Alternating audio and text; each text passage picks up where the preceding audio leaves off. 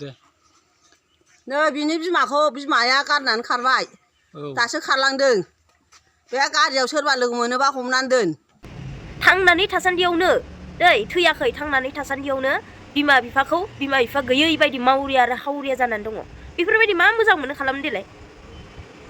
थोद जोबोद दुखुनांथाव आरोना जाजोबखोब्रा आयु आयु आयु जोंनि बर' आइजोफोरा ना हाबा जादों गथ' खांदों हनै गथ'फोरानो देरस्लाब मोनै बा गावनि दान्दिसेनि लुगैनायखौ लानानै माने न'खर गारना खारनाय गावनि गोरबोनि अन्थाव बाथाव फिसाजो हनै एसां मोजां बिमा बुरिनि आखायाव गालांबाय गावखौबो देरै लावै गावखौबो गोरलैनिफ्राय फेदेरबाय हनै आरो दायो नै फिसौजो गाव बिमा बुरि बिनि आखायावसो गारबोबावबाय जाहैदों दिनैसो खारदोंनो दा बावैसो बाबा मा आसुरिक हिनजाव बिलाय थोद गावनि न'खर थाखानानै हौवा थाखानानै गथ' थाखानानै ना गुबुन हौवाजों खारबावनाय मा गोजोनै रायजो जाहैगोन होननानै माब्रै बेलेग हौवाजों खारनो हाखो देलाय आसुरिक जालांगासिनो ना आयु आयु आयु दिनैबो खारो गाबोनबो खारो मा जाजोबखो जोंनि बर' आइजोफोरालाय माथो फोरोंबोगासिनो माने इयुन जेनेरेसनखौ नायाखैना दिनै एसे गाबोन सासे बाबा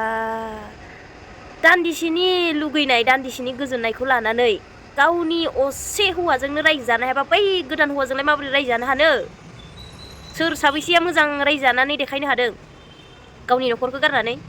इसेबो अननाय गैयाब्लालाय गावनि फुराना गावनि असे हौवाजोंनो अनलायनाय गैयाबा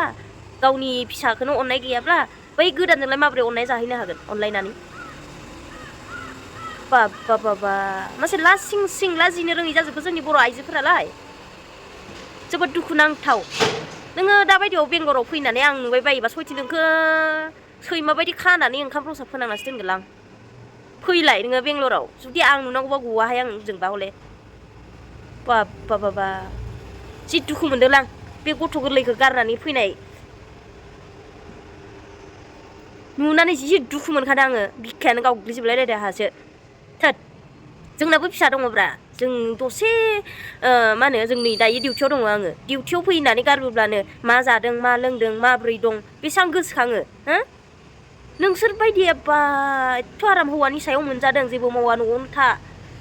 हौवाया बाहेरायाव फैदों मावफैदों बेसेबांबा खस्थ' मालायनि आन्दाराव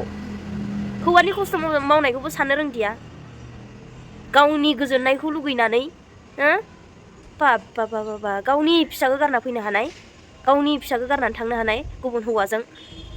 मा आसुरि अन्थाइ बिखा आइजो जाखोहाय आं जोबोद दुखु मोनदों दै दिनैबा हले आयु आयु आयु बेल' नङा सासेल' नङा गोबां बेबायदिनो दङ सोरबाबा गाइखेर जानाय गोरलै गथ'खौनो गारबोबावोसो थोद आं दाबायदियाव लोगो मोनोबा हले सिनायोबा गनाय नङालाय आंजों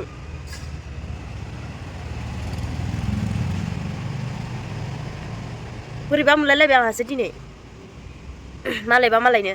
जोङो अननाय दंब्रा अननाय थानायखायसो जोङो बुङो बेबायदि दाखालाम होननानै दिनै नै साननानै नाय सासे गथ' गोरलैया गावनि बिमा बिफा थांनानै थासान्दियाव आरोना थांनानै थासान्दियाव गावनि बिमा बिफाखौनो बिमा बिफा गैयै बायदि खालामनानै मावरिया एबा हावरियाफोर बायदि जानानै दङ दुखु मोननाय गैयाना नोंसिनियाव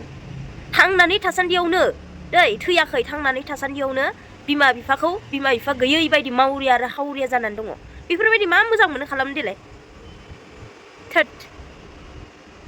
जोबोद दुखुनांथाव आरोना बेबायदि खालामनाङाब्रा गावनो जोनोम होबाय नोंसोरनि हौवा हिनजाव अनलायनायनि गेजेरजोंसो गथ'फोरखौ मोनो नङा होमबा बै अनलायनायफोरखौ गोसोखांना बाबरे थोद आंहासो बोरै मोनफालाय लांबाय जाथारालै आंजों बेबायदि खालामनाङा दे एफा उन्दै गथ' गोरलैखौ बोरै गारनानै फैनो हायो देलाय नोंसोरो सानसे समाव अनलायबाय मोजां मोनलायबाय हाबा जाबाय समाय लाबाय बै समाय लानायखौ माब्रै बावगारनो हायो देलाय सासेया सासेखौ निमाहा होनो हालायै ना बाबरे थोद आं दिनै जेबोखौनो बुंनो रोङा दुखु मोनदों आरोना आंबो मानो होनोबा बेबायदि जानो नाङा आरो दै बै उन्दै गथ'खौ सानहरलाय बे उन्दै गथ'आ मा बुजिगौ आं बे उन्दै गथ'खौसो नुनानै बोरैबा मोनदों दै आं बेफोरबायदि अन्थाइ बिखा बिमा बिफाफोरखौ आङो नायनोसो बाखायो आङो नायनो हाया नाथाय आं बै गथ'नि थाखायसो आं बिराद दुखु मोनदों आरोना थांना थासान्दियावबो बिमा बिफा गैयि बायदि खालामना होयो नोंसोरो एसे एनै दावराव दावसिखौ लानानै निमाहा होनो हालायै हो निमाहा होलायनांगौब्रा एसे एनैखौ हौवा हिनजावलाय ना बेबायदि गारनानै थांनाया जोबोद गोरोन्थि आरोना न'खर सिफायो मा जाखो नोंसिनि न'खर संसारा बिदिब्ला मा जालांगोन दान्दिसेनि गोजोननायखौ लानानै नों मालाबाबो संसार गोजोन मोनजागोन जिबनाव थैजासिम बेबायदि दासान नोंनि गथ'खौ नोङो गालांबाय सानसेब्लाबो बे गथ'आनो आंनि आइमोन आंनि आइया गुबुनजों जुलि जाबाय आंनि आफामोन आंनि आफाया गुबुन हिनजाव लाबाय हो जोबोद दुखुनांथाव बेफोर बाथ्रायाथ' आं बुंनांगौ गोबां बाथ्रा दङ लोगोफोर आंहा दायो सम गैया आं डिउटियावसो दङ स' आङो नेक्स्ट टाइमाव आङो मोनसे मोजां भिडिअस लाबोगोन नोंथांमोना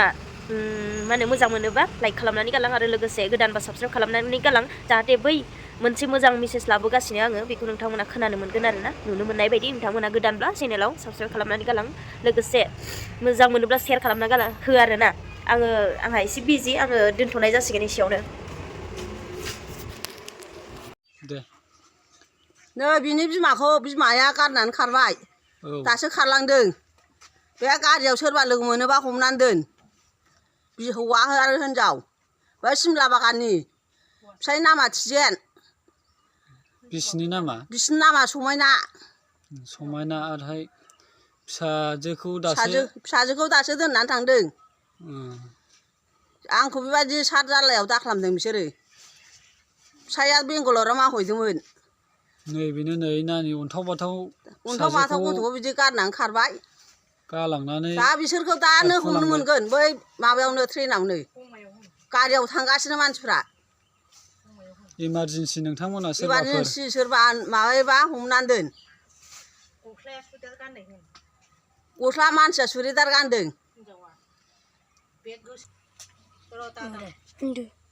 लोगोफोर बिनि बिमाया माने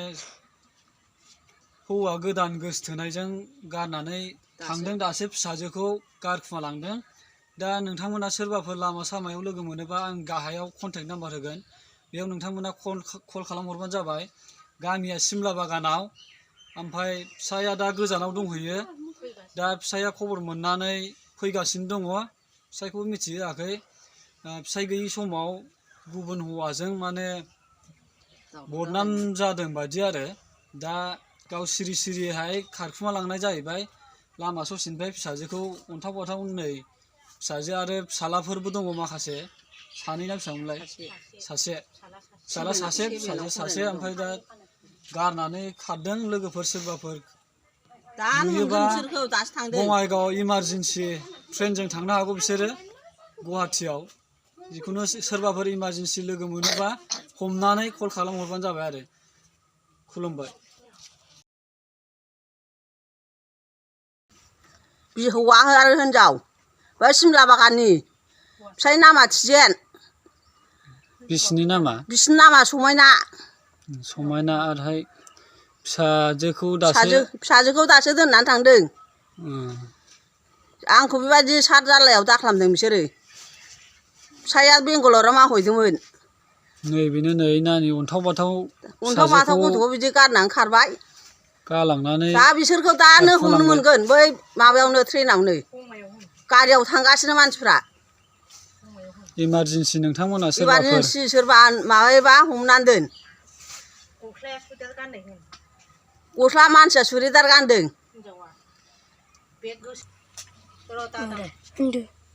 लोगोफोर बिनि बिमाया माने हौवा गोदान गोसथोनायजों गारनानै थांदों दासो फिसाजोखौ गारखुमालांदों दा नोंथांमोना सोरबाफोर लामा सामायाव लोगो मोनोबा आं गाहायाव कन्टेक्ट नाम्बार होगोन बेयाव नोंथांमोना कल खालामहरबानो जाबाय गामिया सिमला बागानाव ओमफ्राय फिसाया दा गोजानाव दंहैयो दा फिसाया खबर मोननानै फैगासिनो दङ फिसायखौबो मिथिहोआखै फिसाय गैयि समाव गुबुन हौवाजों माने बदनाम जादों बायदि आरो दा गाव सिरि सिरिहाय खारखुमा लांनाय जाहैबाय लामा ससेनिफ्राय फिसाजोखौ अन्थाव बाथाव नै फिसाजो आरो फिसालाफोरबो दङ माखासे सानै ना बेसेबांमोनलाय फिसाला सासे फिसाजो सासे ओमफ्राय दा गारनानै खारदों लोगोफोर सोरबाफोर नुयोबा बङाइगाव इमारजेन्सि ट्रेनजों थांनो हागौ बिसोरो गुवाहाटियाव जिखुनु सोरबाफोर इमारजेन्सि लोगो मोनोबा हमनानै कल खालामहरबानो जाबाय आरो खुलुमबाय।